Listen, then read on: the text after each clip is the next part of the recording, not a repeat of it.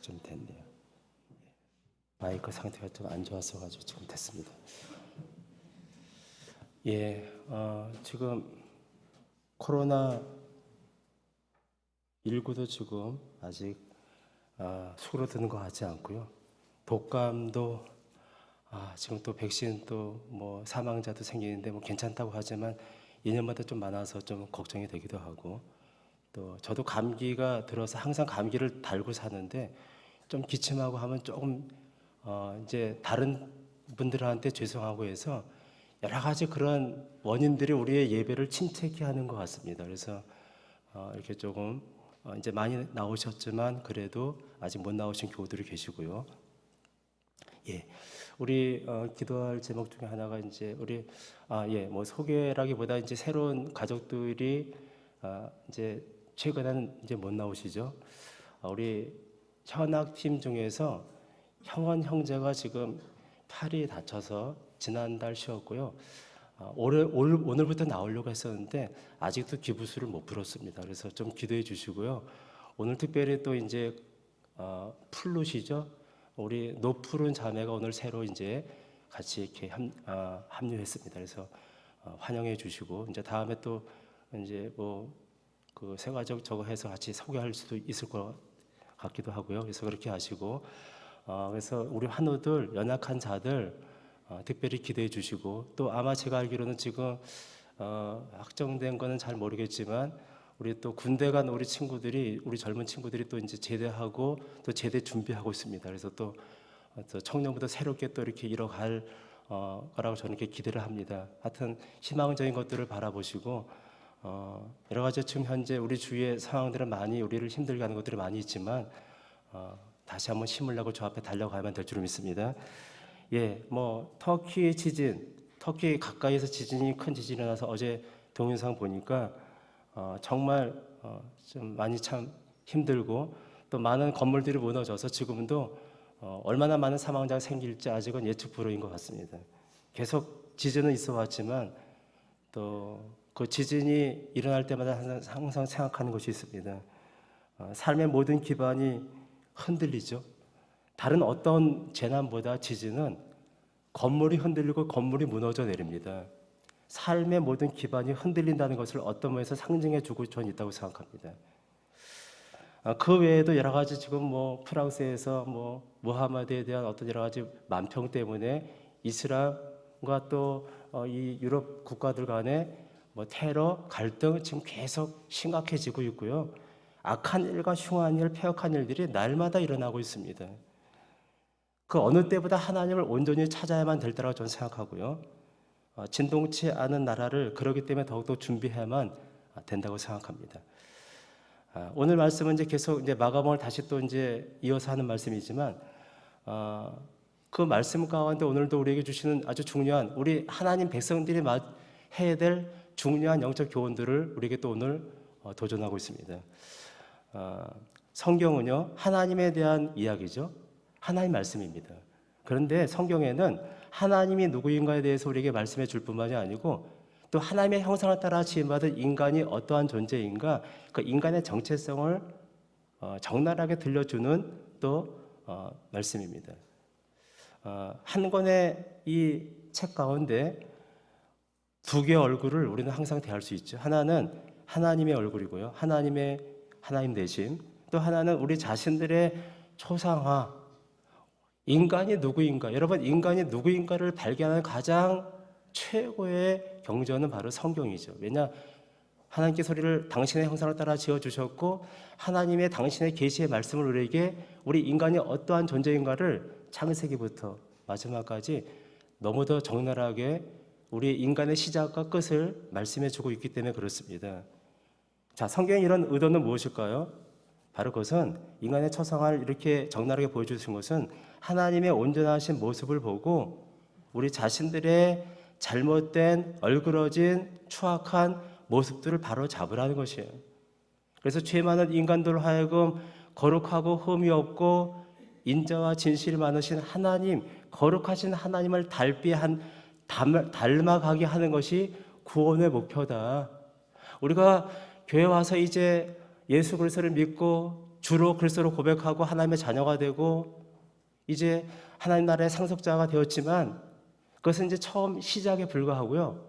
구원의 목표는 그리스도의 장성한 분량까지 자라나가는 것이에요. 하나님의 거룩하심 같이 우리도 거룩하게 이제 그 모든 죄인 된 것을 청산하고 우리에게 덧입혀 주시는 그리스도의 거룩한 의의 옷을 이제 입고 이제 거룩한 삶으로 그리스도를 닮아가는 것이에요. 2020년도 표어가 예수님처럼이죠. 예수님처럼 그리스도의 장성한 분량까지 자라나간 것이 구원의 목표다, 이렇게 보시면 됩니다. 이런 숭고한 목표를 위해서 성경이 우리에게 말씀해주고 있고, 특별히 제자들이 할지라도, 믿음의 대단한 거장이라 할지라도 그들의 실수와 실패와 추악한 모습들을 적나라하게 드러내주고 있고, 오늘 본문이 그 부분의 그 일의 한 부분입니다. 예수님은 오늘 9장이지만 38장 아니죠. 8장 앞에 31절 보게 되면 그런 말씀하셨죠. 순환에 대해서 말씀하셨습니다. 인자가 많은 고난을 받고 이제 장차 대제사장 서기관들에게 버림받고 죽게 될 것이다, 이렇게 예고하셨습니다. 그렇지만 제자들은 예루살렘에서의 어떤 그런 그 왕권, 주님이 대단하신 분이시니까 하나는 우의정, 하나는 좌의정, 우리식대로 얘기하면 그래서 왕권을, 영달을 꿈꾸고 있었을 것이다. 그것은 이제 성경에 너무도 많이 나와 있습니다. 주님은 십자가의 길을 지금 가려고 하는데 제자들은 결코 십자가의 길을 알려고도 하지 않고 또 그 고난의 길을 막아서고 있는 것이에요.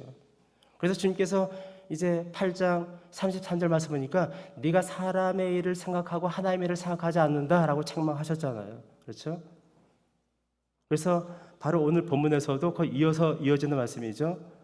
우리들이 이렇게 지적할 수 있는 제자들의 잘못된 그런 것들을 지금 우리에게 오늘 본문의 말씀을 통해서 두 가지를 말씀하고 있습니다. 첫 번째는요. 자, 9장 33절, 34절 말씀 이제 펴놓으셨고 읽지는 마시고요. 지난주에 같이 상고했던 말씀입니다. 보게 되면은 이런 말씀하셨죠. 가버나움에 이르러 집에 계실새 제자들에게 물으시되 너희가 길에서 서로 토론하는 것이 무엇이냐 하시되 그들이 잠잠하니 이는 길에서 서로 누가 크냐 하고 쟁론하였습니다. 지난주에 말씀을 같이 나누면서 변화산상의 사건을 그들이 경험하고 세 제자는, 나머지 9제자는 이제 그 아버지가 귀신 들리고 벙어리 들은 그 아이를 데려와서 그걸 못 고쳐서 그렇게 사람들한테 정말 이렇게 뭔가 조롱받고 있는 상황에서 주님께서 그 아이를 고쳐주시고 믿음 없는 세대라고 책망하시면서 제자들까지 싸잡아서 책망하셨던 그런 말을 들었음에도 불구하고 그들은 깨닫지 못하고 서로 이렇게 쟁론하고 있는 것이에요. 누가 크냐? 좀 이따 다시 말씀드리겠지만 여러 가지 그들의 키재기에 대한 부분을 얘기하고 있는 것이에요. 그들은 현재 지금 키재기를 하고 있습니다. 제자들의 첫째 관심은 자기들끼리 재보는 어떤 그런 누가 높고 낮으냐에 대한 키재기를 하고 있는 것이에요. 그런데 이 사건은, 이런 제자들이 서로 누가 높으냐고 하는 이 사건은 그때만의 이야기가 아니라는 것이죠. 그것은 지금 우리에게는 너무도 익숙한 그런 말입니다. 왜냐? 우리 현대 교회사에서 직분을 이제 얻고 직분을 주고 이러면서 교회사에서 수없이 교회가 분쟁하고 그렇게 깨어지고 하는 그 모든 이유 중에 하나는 욕심 때문이죠. 서로 누가 낫냐, 누가 못하냐, 저 사람이 나보다 못하는데 왜 저런 직분을 받아야 돼? 야, 말도 안 돼. 이 교회는 뭔가 공정하지 않아. 뭐 그러면서 하여튼 이런 어떤 재직들을 임명하게 되면 꼭 시험에 드는 것이, 뭐 저희 교회는 아니지만 큰 교회들은 그런 것이 많이 있어요. 2000년 전에만의 일이 아니고 지금도 마찬가지다. 그러고 보면 키재기는 인간의 고유한 기질이라고 혹자는 얘기합니다. 교회뿐만이 아니죠. 어떤 공동체, 사회, 지금 두 정당이 첨예하게 서로 자신들의 주장만 얘기하고 있잖아요. 정치를 보게 되면 알 수 있잖아요. 얼만큼 정치 안에서 우리는 너무도 정말 우리 마음에 한탄을 느낍니다. 그들이 합해서 이 나라를 아름답게 세워가도 부족한 것이 있고 너무도 해야 될 일이 많이 있는데 참으로 안타깝습니다. 그렇죠?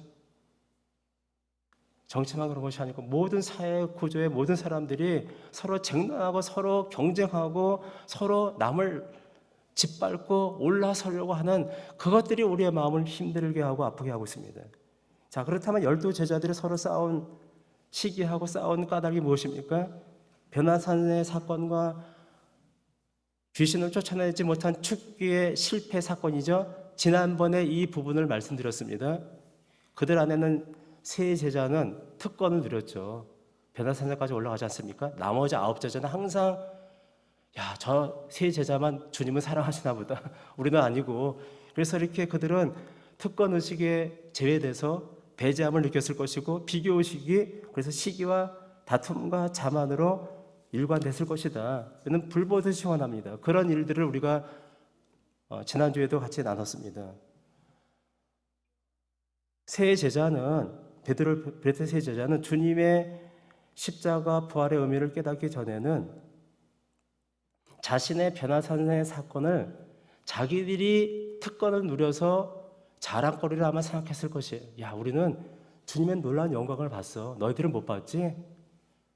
주님께서 의도하신 바는 그게 아니었잖아요. 그렇죠? 우리 주님은 그 사건 가운데서 엘리야 모세가 나타났죠. 별세할 것을 말씀했잖아요. 그래서 그 주님은 그것을 다 들으시고 그러시면서 지난번에도 베드로가 이제 나중에 깨닫고 베드로 후서에서 그것을 기록하지 않습니까? 이 변화산의 영광은 우리 예수님께서 십자가 길을 기꺼이 가신다는 결단의 어떤 다짐을 하고 있었을 때 그 영광이 나타난 것이다. 이렇게 우리가 그 말씀을 나눴습니다. 변화산의 영광은 이제 주님의 승천과 재림의 영광을 증언하는 증거로서 이제 베드로는 이제 깨닫고 이전에는 그 당시에는 자랑거리를 삼았고 특권의식을 누렸지만 이제는 주님께서 승천하시고 나서 성령을 받고 드디어 그들이 깨닫게 된 것이에요. 뒤늦게 깨닫게 된 것입니다. 지금은 아직 아닌 것입니다. 하여튼 그들은 그 당시만 해도 첫째 관심은 자기들끼리 서로 키재기였습니다. 그 다음에 둘째 그들의 관심은 38절 말씀인데 거기 아주 중요한 의미가 있는데 38절 말씀 성경 펴놓으셨죠? 같이 한번 우리 합독합니다. 시작. 요한이 예수께 여짜오되 선생님 우리를 따르지 않는 어떤 자가 주의 이름으로 따르지 아니함으로 금하였나이다.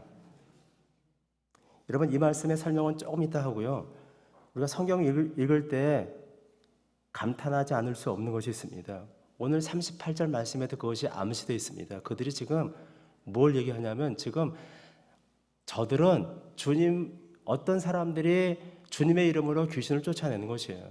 근데 우리 자신들의 특권만으로도 생각했는데 다른 사람들이 그 일을 하니까 그것을 지금 배타하면서 우리 안에 들어와야 되지 않겠느냐 그러면서 옥신각신하고 있는 것이에요. 첫 번째 제자들의 실패가 뭐냐면 그들의 잘못된 관심이 뭐냐면 키재기였죠. 서로 누가 크냐. 두 번째는 배타주의라고 얘기할 수 있습니다. 여러분 사도 요한은 예수님의 제자 사도 요한은 세 제자 가운데 있었죠. 그는 가장 늦게까지 순교하지 않고 가장 노사도가 되어서 계시록까지 쓰지 않습니까? 가장 장수했던 자입니다. 현재 사복음서의 첫 번째가 마가복음이라고 우리가 알고 있는데 그렇지 않게 얘기하는 사람도 있지만 이 마가라는 사람이 누구입니까? 베드로의 제자예요. 그리고 바나바의 조카이고 바울과도 귀한 사역을 했었고 여러분 마가의 다락방 아시잖아요. 거기서 주님께서 만찬을 하셨잖아요. 마가의 그 부모님은 되게 부한 자였고 또 주님의 제자들을 잘 섬겼던 자였을 것이다. 그래서 그 마가는 베드로의 통역, 베드로의 제자입니다. 자, 그런데 베드로가 3번 부인하는 사건, 또 베드로가 앞에서 주님을 이렇게 고난에 대해서 순환에 대해서 그것을 붙잡았을 때 사단아 내 뒤로 물러가라 책망받는 많은 사건들을 적나라하게 지금 마가복음의 첫 번째 복음서에 쓰고 있지 않습니까? 여러분 사도들이 지금 현재 뻐전히 살아있는데 이런 것을 어떻게 제자된 자가 쓸 수 있겠습니까? 초대교회 그 기둥 같은 그런 이 제자들을 지금 이 초자가 어린 이 마가가 어떻게 그것을 그 허점을 찌르면서 쓸 수 있냐는 것이에요. 그런데 알고 보게 되면 이것이 마가복음은 이제 사실은 주님께서 성천하시고 이제 한 10년 이상 지난 다음에 쓰여진 것이기 때문에 그때는 이미 제자들이 다 이미 깨닫고 성령 충만해서 그 사도제의 직분을 감당하고 있었을 때였습니다. 무슨 뜻이냐면 대부분 사도들 자신의 입에서 이것이 나와서 마가가 쓰게 된 것이에요. 마가가 그 사건들을 어떻게 잘 알겠습니까? 그 모든 자세한 내용들은 사도들이 얘기해 줘야지만 쓸 수 있는 것이에요. 그래서 마가는 그런 말들을 뒤늦게 듣고 그러면서 그들이, 저는 이렇게 생각합니다. 사도들이 이제 지난 날들의 자신들의 수치와 그 실패들을 마가를 통해 쓰게 하고 있는 것이에요. 자신들의 과수치를 쓰게 했다는 것 자체가, 그리고 권유하는 것 자체가 이미 사도들이 변화가 됐기 때문에 가능한 것입니다. 그래서 이제 이것을 지금 쓰고 있는 것입니다. 성경은 이와 같이 사람들의 사정들을 고려해서 어떤 것은 그 사람한테 뭔가 문제가 있으니까 좀 빼고 어떤 것은 집어넣고 이렇게 지필되지 않습니다. 성경은 하나님께서 교회에 반드시 필요하다고 여기실 그런 내용들을, 구속에 대해서 가장 중요한 것들을 적나라하게 성령의 감동을 통해서 당신의 저자들로 생생하게 쓰게 하셨습니다. 성경은 어떤 개인에게 특혜를 베풀거나 편파적인 평가를 내리고 있지 않습니다. 하나님 말씀이기 때문에. 그래서 사람들이 하는 것이죠. 마가는 사도들의 권위나 체면을 생각하고 복음서를 당연히 기술하지 않았습니다. 그렇게 한다면 그것은 하나님의 일을 생각하는 것이 아니고 도리어 사람의 일들을 생각하는 것이죠. 바로 제자들이 지금 이때의 모습이 사람들의 일을 생각하고서 그렇게 서로 키재기하고 서로 배타적인 마음을 갖고 있지 않습니까? 사도 요한이나 사도 베드로가 자신들의 그런 어리석은 일들을 적나라하게 허용한 것은 바로 성경이 정말 우리에게 보여주고자 하는 그런 의미를 우리에게 말씀하고 있다는 것을 증명하는 사건이라고 저는 생각합니다. 이제 그들은 하나님의 일들을 생각하기 때문에 과거의 사람의 일들을 생각했던 수치들을 적나라하게 기록해 하셔서 자신들이 대단한 존재가 아니고 바로 하나님에 의해서, 이제 마지막 때 그 부분을 얘기하려고 했던 부분인데, 하나님에 의해서 그들이 변화받았고 어떻게 이렇게 여기까지 왔는지를 말하기를 원했던 것 같습니다. 하나님은 성경을 통해서 사람들의 죄악을 결코 미화시키지 않습니다. 하나님은 오히려 인간들의 모든 죄의 모습들을 들춰내시고 지적하십니다. 그래서 사람들이 하나님을 믿기 전에는 자신이 죄인 것을 깨닫지 못하는 것이에요. 근데 하나님 앞에 와서 드디어 말씀을 대하고 나서 바로 우리가 하나님의 형상을 따라 지음받은 존재였구나, 내가 이런 죄인이었구나, 말씀을 통해서 자기가 죄인인 것을 깨닫게 되는 것이에요. 그 전에는 이 정도는 다 짓고 사는 거 아니야? 다 저 사람보다 내가 훨씬 낫지, 못한 게 뭐가 있어, 나는 그래도 이 정도면 그래도 깨끗하게 살아왔어. 죄를 깨닫지 못하는 것이에요. 하나님을 발견하기 전까지는 인간들은 자신의 죄를 깨닫지 못하는 것이에요. 성경은 인간들의 죄를 적나라하게 들춰내고 있습니다. 그것이 제자라 할지라도. 하지만 하나님은 거기서 그치지 않고 바로 그런 어리석은 과오와 실패들을 지적하시되 한 손으로는 그렇기 때문에 십자가의 은혜가 필요하다는 것을 깨닫게 하시고 부활의 새 생명으로 자신이 십자가를 지고 그 모든 죄를 도말하셔서 그들에게 새로운 삶을 살게 한다는 도전을 주고 있는 것이에요. 하나님은 결코 죄악을 미화시키지 않으시지만 하나님은 회개한 죄인들을 이제 높여주셔서 그들의 변화된 삶을 승화시키기를 원하신다는 것이죠. 본문이 오늘 우리들에게 가르쳐가는 교훈이 바로 그런 것입니다. 사도 베드로가 이제 이후에 노사도가 되어서 아시아에 흩어져 있는 많은 제자들에게 이런 말씀을 하고 있죠. 베드로전서 3장 8절 말씀입니다. 띄워주시고 같이 한번 읽겠습니다. 시작. 마지막으로 말하노니 너희가 다 마음을 같이하여 동정하며 형제를 사랑하며 불쌍히 여기며 겸손하며. 우리가 그동안 마가복음을 계속 살펴봤을 때 베드로가 주님 앞에 지금 정말 경고망도하고 책망받고 사탄아 내로 물러가라 이런 별소리를 듣고 초막셋을 짓고 여기가 좋사오냐 하고 그렇게 정신없는 말을 하는 베드로의 모습과는 전혀 다르잖아요. 이제 그가 깨닫고 드디어 반성하고 이제 이렇게 고백하고 있는 것입니다. 자, 그렇다면 제자들의 배타주의가 어떤 점에서 사람의 생각이었는지를 잠깐 보겠습니다. 자, 38절 말씀을 다시 한번 돌아와서 보게 되면은 38절 말씀 가운데 한 절 말씀 가운데요. 9장 38절이죠. 한 절 말씀 가운데 반복되는 단어가 있습니다. 우리라는 단어입니다. 보실까요? 요한이 예수께 여짜오되 선생님, 우리를 따르지 않은 어떤 자가 주의 이름으로 귀신을 내쫓는 것을 우리가 보고 우리를 따르지 아니하므로 그만하였다. 한 절 말씀 가운데 우리라는 단어가 3번이나 나옵니다. 그들은 현재 지금 어떤 축사 사역을 이제 그들이 다른 사람들이 하는 것에 대해서 지금 뭔가 비아냥거리면서 그들이 하나님의 일보다 지금 우리가 더 중요한 것이에요. 그들은 사람의 일을 생각하고 있는 것입니다.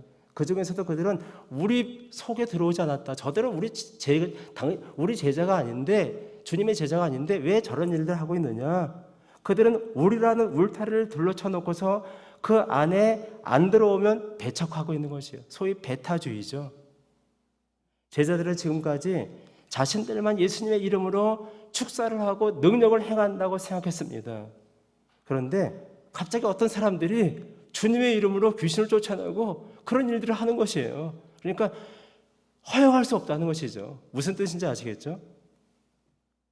근데 지금 제자들이 어떤 상태입니까? 얼마 전에 3제자 말고 9제자는 변화산 아래에서 그 아버지가 자기 아들이 귀신 들리는 그 외아들이죠. 데려와서 고쳐달라고 했지만 으쌰으쌰하고 아무리 해서도 자신들의 과거의 그 경험과 자만함 때문에 도저히 고치지 못했죠. 쫓아내지 못했습니다. 그들은 실패한 자들입니다. 그들은 자신들은 실패해놓고서 자기 제자들은 이미 축사의 능력을 잃어버린 상태였는데 다른 사람들이 그것을 하니까 야 너희가 그거 왜 해? 라고 하면서 지금 자신도 못하면서 기득권을 행사하고 있는 것이에요. 거기에 대한 독점권을 갖고 있는 것이에요. 이런 일들이 우리 세상살이 가운데 얼마나 많이 있습니까? 그렇죠? 12사도들은 3제자까지 포함해서 그 어떤 자에게 주님의 이름으로 축사를 하려면 우리 울타리 안으로 들어와야 돼. 싫으면은 그걸 중단해야 돼. 이렇게 얘기하고 있는 거나 마찬가지. 그것은 월권이죠. 예수님에 대해서 하나님의 일에 대해서 월권하고 있는 것입니다. 그들은 사람의 일을 생각하고 있는 것입니다. 신약 시대에도 그랬지만 오늘날도 12제자와 같은 그런 특수 그룹을 짜서 독점하는 많은 그런 일들이 있습니다. 저도 신학교에서 공부하면서 어떤 무슨 훌륭한 교수님파 그 서울대 나오시고 화란에서 공부하시고 그래서 그런 교수님 밑에서 어떤 특별한 딱 제자들이 딱 결정해가지고 웬만한 실력 없는 사람들 들어오지도 못하게 하고 있어요. 말도 안 되죠. 그들만 독점하는 것이에요. 자신들만 특별하게 신학적인 깊은 지식을 갖고 있다고 하면서 그렇게 독점하고 있는 것이에요. 여러분 이단들의 특징이 무엇입니까? 자기들만 구원이 있는 것이에요. 우리 안에 들어와야지만이 되지. 신천지가 지금 다 이 코로나 때문에 정말 감사하게 이렇게 다 완전히 다 이것이 무너져서 정말 천만다행인데 근데 여러분 그들이 하는 말이 무엇입니까? 그들은 자신들만 구원이 있는 것이 이런 비유피를 잘해야지만이 구원이 있다고 얘기하는 것이에요. 자기들 교회만 구원이 있다고 적대적인 배타주를 하는 것은 다 이단이나 마찬가지다. 그러니까 여러분 이단을 판별할 수 있는 것은 자기들만 독특한 뭔가를 하고 있다고 하면은 잘못된 것입니다. 우리 한학교의 통합 측이지만 전 통합 측 별로 안 좋아합니다. 그렇지만 우리 또 김창모 목사님 또 제가 같이 교제도 하고 식사도 하고 또 같이 이제 그렇게 하면서 진리만 거스르지 않는다면 진리의 본질을 벗어나지 않는다면 우리는 그 사역을 인정하고 같이 그 일들을 존중해 줄 수 있어야만 되는 것이에요.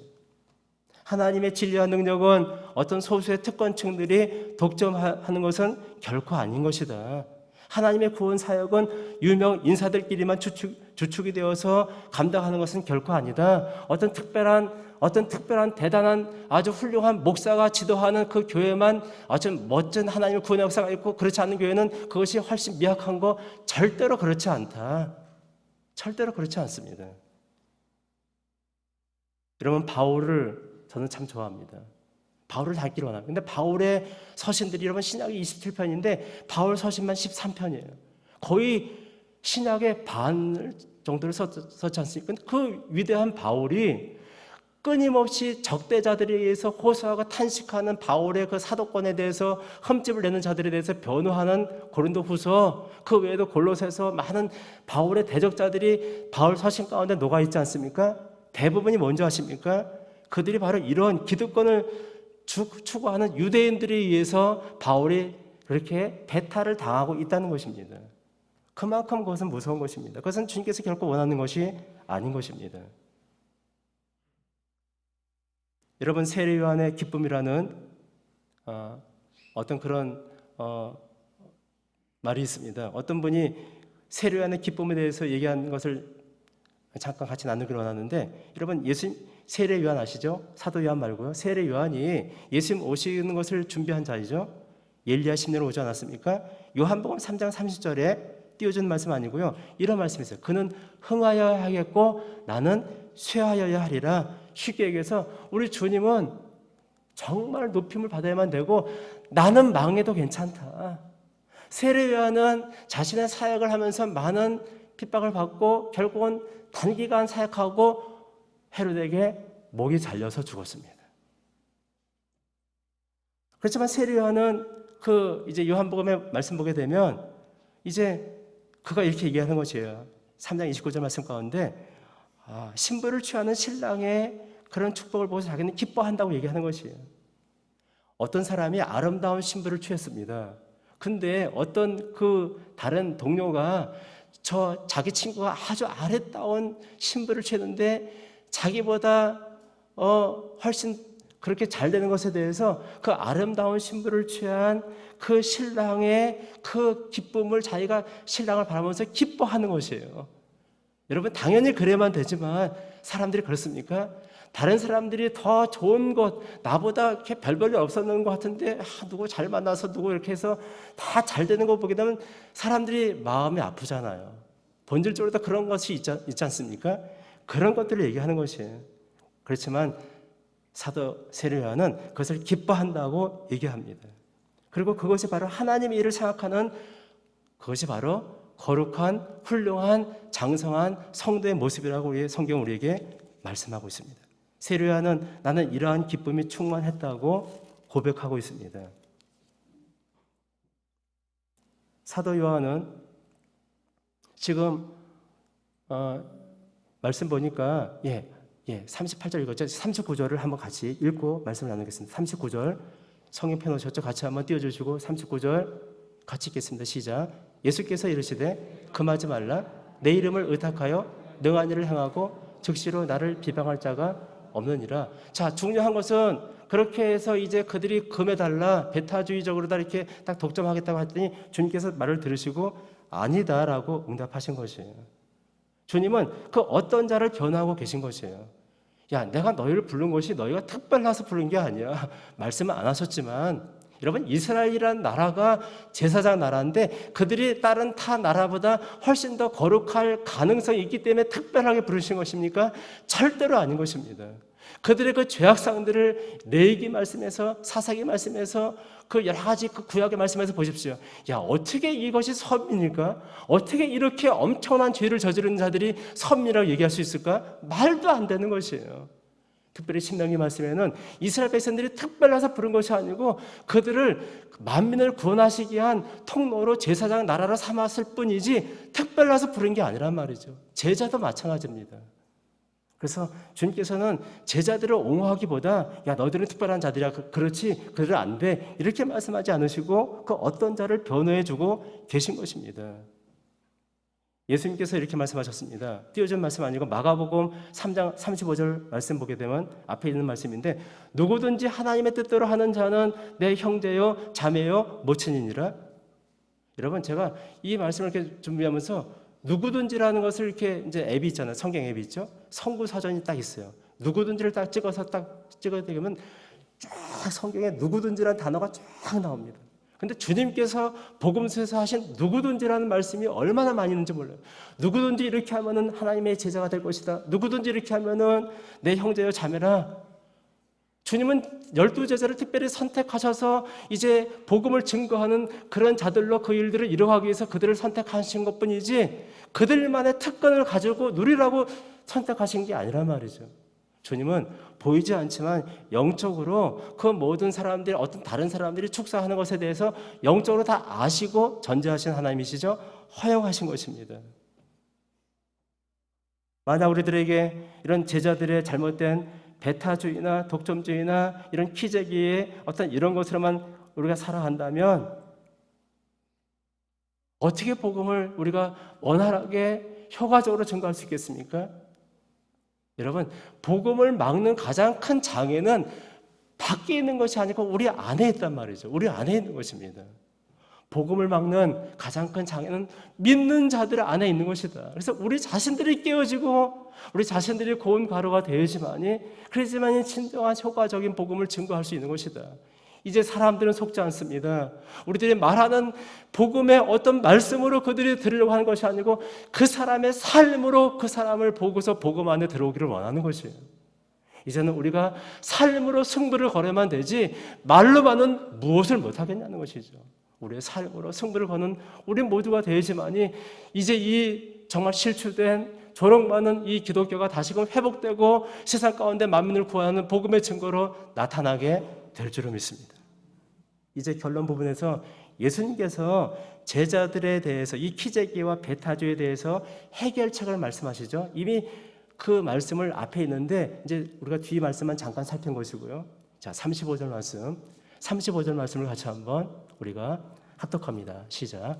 예수께서 앉으사 12제자를 불러서 이르시되 누구든지 첫째가 되고자 하면 무사람의 끝이 되며 무사람을 섬기는 자가 되어야 하리라 하시고, 너무도 우리가 잘 아는 말씀입니다. 예수님께서 제시한 원칙은 첫째가 될 수 있는 방법을 얘기한 것입니까? 누구든지 첫째가 되고자 하면, 그러니까 무슨 뜻입니까? 첫째가 되려고 진짜 하는 사람들한테 주는 말씀입니까? 아니죠. 우리는 이 정도의 국어 실력을 갖고 있습니다. 누구든지 첫째가 되려고 하면 하는 것은 첫째가 될 수 있는 방법론을 얘기한 것이 아니고 첫째가 되려는 그런 잘못된 목적을 내려놓고 진정한 의미를 깨달으라고 지금 이렇게 말씀하고 계신 것이에요. 그렇게 하기 위해서는 무사람의 끝이 되고 무사람을 섬기는 자가 되어야만 된다라는 뜻입니다. 이것은 바로 하늘나라의 삶이 어떻게 이루어지는지를 말씀해주고 있는 것입니다. 하늘나라에는, 천국에는 첫째가 없다고 얘기합니다. 천국에는 첫째가 없습니다. 상급에는 차이가 있을 수 있겠지만 천국에는 첫째가 없습니다. 엄밀한 의미에서 끝번도 없습니다. 모두가 다 섬기는 자들이기 때문에 그렇습니다. 12제자들의 잘못된 이러한 하나님의 나라의 시민의 생활 원리를 그들은 깨닫지 못한 것을 이제 지적하시면서 하늘나라에 없는 것을 그들은 원하고 있는 것이죠. 그렇기 때문에 첫째가 되는 것에 대해서 이렇게 말씀하고 계신 것이에요.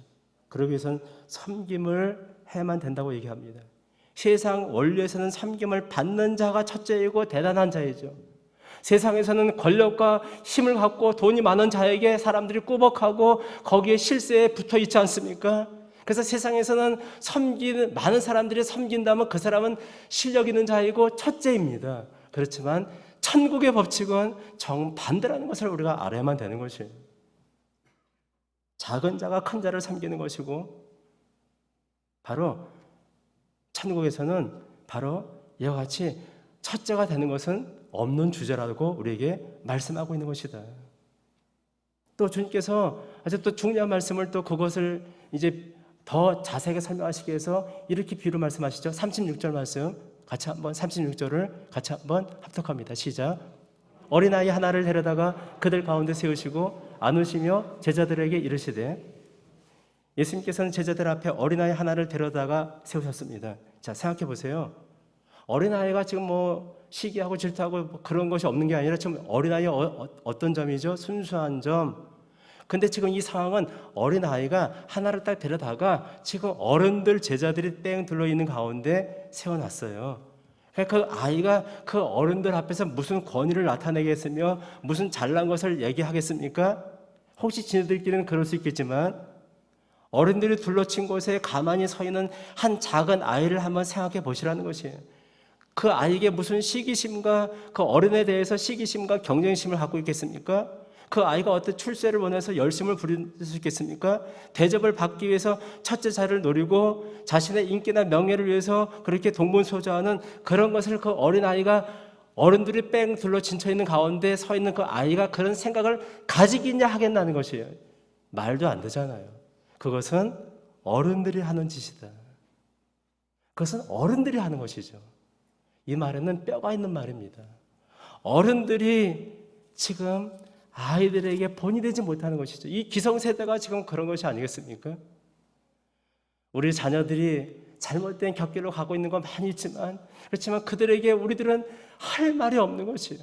그들에게 정말 아름다운 공간을 만들어주지 못하고, 그들에게 기성세대들이 본이 되지 못하고, 기독교의 아름다운 그런 문화적인 삶들을 나타내주지 못하고, 온갖 세상은 타락하고 음란하고 더럽고 추악한 것들을 가득 채워서 그런가 가운데 홍수 가운데 그들이 살고 있으니 그 아이들을 또 그들을 방치두는 부모 세대가 바로 우리 세대이니 어찌 그들에게 말을 할 수 있겠냐는 것이에요. 그들이 잘못됐다고 어찌 우리가 그들을 책망할 수 있겠냐는 것이에요. 절대로 아닌 것입니다. 아이들을 볼 때마다 너무 부끄러운 것이에요. 아이들이 어른들에게 배우는 것이 아니라 어른들이 오히려 아이들로부터 배워야 한다고 주께서 우리에게 말씀하고 계신 것이에요. 어린아이들은 어른들 앞에서 자기를 내세우지 않습니다. 그들은 어른들에게 의존하게 되어 있습니다. 이와 마찬가지로 하나님 나라의 백성들도 결코 하나님 아버지 앞에서 자기를 내세우는 것은 잘못된 것이죠. 하나님을 의존하고 하나님을 신뢰하는 것이 마땅히 해야 될 자들인데 지금 하나님 앞에서 자기를 지금 내세우고 있잖아요. 제자들은. 그것은 잘못된 것이에요. 하늘나라에는, 그래서 혹자는 얘기합니다. 모두 어린 아이들만 있다. 하늘나라에는, 여러분 제 말이 맞기도 하고 틀리기도 합니다. 진짜 하늘나라에 간 우리의 모든 믿음의 선진들은 최고의 25세에서 28세 그런 아주 가장 젊었을 때 나이로 있다고 하고 어린아이로 가면 어린아이로 또 있다고 들었습니다. 그런데 제가 말씀드리는 것은 주님께서 이렇게 말씀하셨죠. 바로 그 9장, 바로 그 다음 장에 10장에 보게 되면 10장 15절에 이런 말씀이 있죠. 아주 중요한 말씀인데, 내가 진실로 너에게 이르노니 누구든지 하나님의 나라를 어린아이와 같이 받들지 않는 자는 결단코 그곳에 들어가지 못하리라. 여러분, 주님께서 결단코 천국에 들어가지 못한다는 말씀을 2번 말씀하셨죠. 같은 것을 이제 다 빼고 하면 결단코 네가 이렇게 하지 못하면 천국에 들어가지 못해. 근데 2가지를 말씀하셨는데, 여러분 주님께서 결단코 천국에 들어가지 못해. 얼만큼 귀가 쫑깃합니까? 도대체 무슨 말씀이야? 그럼 그거 잘 들어야 되지 않겠습니까? 첫 번째가 너희가 어린아이같이 받들지 않으면, 쉽게 얘기해서 어린아이같이 천국의 영광스러운 하나님께서 주시는 구원의 선물을 그냥 절대 순수한 의존성으로 받아들이지 아니하면, 어린아이가 자기 손에 욕심을 부리고서 막 손에 장난감 하고 있다가 엄마가 아빠가 아이를 위해서 엄청난 큰 선물을 갖고 왔습니다. 근데 그 선물을 받으려면 어떻게 하면 됩니까? 손에 쥐어 있는 것을 내려놔야만 되잖아요. 그리고 그 엄마 아빠가 선물을 준다고 값을 줍니까? 돈을 매겨줍니까? 얼마냐고 그 돈을 물습니까? 그냥 거저 받잖아요. 주님께서 우리에게 주신 구원의 은혜, 그 놀라우신 은혜를 그냥 어린아이같이 순수하게 정말 나의 모든 잘못된 것을 다 내려놓고 받아들이는 자는 결단코 천국에 들어가지 못할 자가 아니죠. 그렇게 하지 않는다면 결단코 천국에 들어가지 못한다라고 말씀하고 있잖아요. 그만큼 주님은 어린아이에 대해서 천국의 구원과 깊은 연관을 맺고 우리에게 도전하고 계신 것입니다. 주님은 또 8장에서도 아무든지 나를 따라오거든 자기를 부인하고 자기 십자가를 지고 나를 쫓을 것이라고 말씀하셨죠. 여러분, 십자가는 고개를 숙이고만 갈 수 있는 것입니다. 십자가는 땅바닥을 바라보고 지고 가는 것입니다. 높은 데를 바라보는 것이 아닙니다. 십자가는 낮은 곳을 바라보고 지고 가는 것이 십자가입니다. 십자가는 지고서 달리는 것이 아니고 천천히 갈 수밖에 없는 것입니다. 십자가 길에는 기재기도 없고 배타주의도 없는 것입니다. 십자가는 결코 독점물이 될 수가 없는 것입니다. 각자 자기의 십자가가 있다는 것이에요. 각자 자기의 십자가가 있는 것이지 독점하는 게 아니라는 것이죠. 오직 예수님께서 지고 하신 그 겸비한 섬김과 희생과 자기분의 십자가를 우리 어깨 위에 놓고서 우리가 그 십자가를 각각 내 몫에 태인 십자가를 그것을 그 본을 받아서 지고 가는 것이에요. 그렇다면 공동체는 무엇일까요? 자기 십자가를 각자가 온전히 감당할 때 공동체에 빛이 나고 능력이 되고 영광이 되는 것이에요. 우리 각자에게 주신 십자가가 있습니다. 자기 각자에게 질 짐들을 각자 맞지 않게 되면 그 짐은 다른 사람에게 부담을 주는 것이에요. 식당 봉사를 하는데 구역이 있잖아요. 근데 웬만치 이제 몇 사람이 모여주면 되는데 지금은 안 하지만 어떤 때는 한두 명 갖고 식당 봉사를 하는데 구역 식구 많이 있는데 그럼 짐이 되잖아요. 그 한두 사람한테 너무 집중되잖아요. 마찬가지로 우리가 마땅히 해야 될 우리의 짐들이 있는데 힘들지만 그 일을 같이 감당할 때 죄의 공동체가 힘이 나고 빛이 되는 것입니다. 지금까지 우리들은 제자들의 잘못된 것에 대해서 오늘 말씀을 통해서 배웠습니다. 그렇지만 중요한 것이 하나 있습니다. 이러한 잘못된 키재기와 베타주의 제자들의 악한 악습들이 오늘 성경에 기록됐다는 것이 너무도 중요하다는 것입니다. 초반에 말씀드렸죠.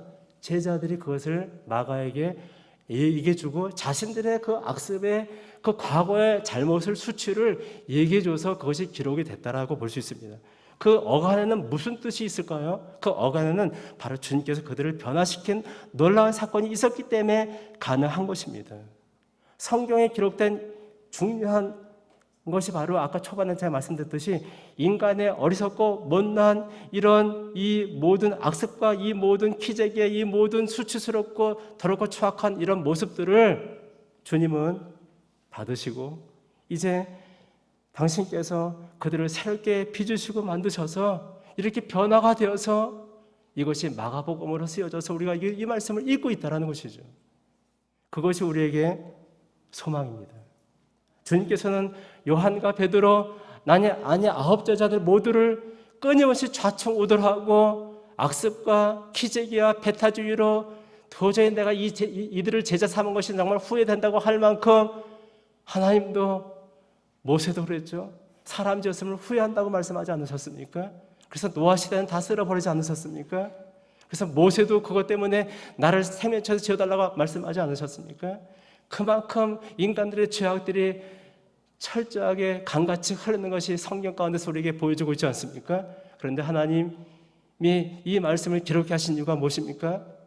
그것은 바로 그들을 주께서 참아내시고 끝까지 인내하시고 새롭게 하시고 사랑하셔서 때로는 책망하시고 때로는 징계하시고 격려하셔서 지금의 제자들을 만들어 주셨고 지금의 저와 여러분들을 만들어 주셨고 지금도 현재 좌충우돌하는 우리의 연약한 성도들을 우리가 아직도 소망을 갖고 바라볼 수 있는 이유는 주님께서 그들을 포기하지 않으셨기 때문에 그렇습니다.